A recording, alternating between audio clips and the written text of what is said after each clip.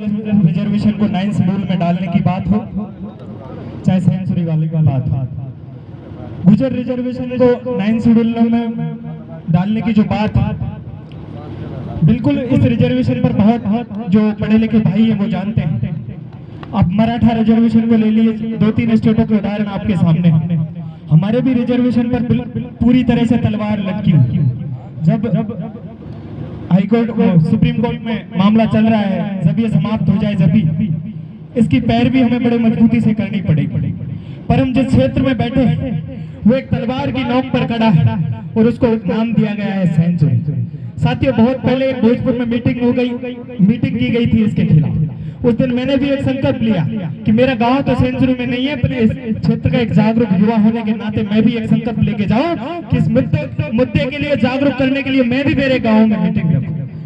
Uncle जी मेरे साथ 5-7 युवा साथियों ने हमने बीड़ा उठाई और मैं धन्यवाद ज्ञापित करता हूं मेरे सकरघटा के देवतुल्य पंच पटेलों को, जिन्होंने साथ दिया करके एक बड़ी पंचायत सकरघटा में आयोजित करें।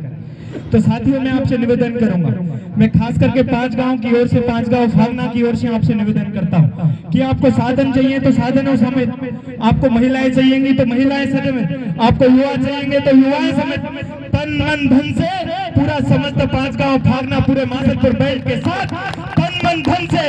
और साथियों, सीधी सी बात यह है कि हमें डरने की आवश्यकता नहीं, अभी बहुत सारी घटनाएं हमारे सामने आएंगी। मर्द नहीं जो डर जाए हालात के खूनी मंजर से, अरे मर्द नहीं जो डर जाए हालात के खूनी मंजर से, जिस हाल में जीना मुश्किल है उस हाल में जीना मर्दी है। बहुत लंबी लड़ाई है, दोनों गंभीर मुद्दे, इसलिए साथियों बड़े शांतिपूर्ण अपन ज्ञापन देंगे। और मेरे जैसा युवा को ये संकल्प लेके जाए, मैं आज फिर संकल्प लेता हूँ कि 2-3 महीने के अंदर जैसे ही आपकी फसल कट जाएगी, फिर उस सकरघटा की धरती पर पूरे क्षेत्र को इन दोनों मुद्दों को लेकर फिर हम लोग इकट्ठा करेंगे।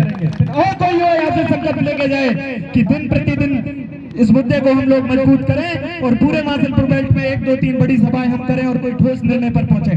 और जो हमारा शीर्ष नेतृत्व जो आदरणीय प्रहलाद जी, गोविंदर जी और सारे लोग जो प्रयास करें, उनसे मेरा निवेदन कि लीगल तौर पर इस लड़ाई को हम कैसे मजबूत कर सके। माननीय सुप्रीम कोर्ट में अपन कैसे हम लोगों को 4 वनखंडों को यहाँ जोड़ा गया। जरूर बात है, या तो कहीं न कहीं से कम किया गया और किसके प्रेशर में उस जगह को कम किया गया और हमको इसमें धकेला गया, इसलिए मजबूती से ये लड़ाई लड़नी है। मैं पुनः आपको विश्वास दिलाता हूँ 5 गांव फागना की ओर से कि बच्चा अग्रिम पंक्ति में होकर इस संघर्ष की लड़ाई में आपके साथ खड़ा रहेगा। धन्यवाद। राम राम साहब।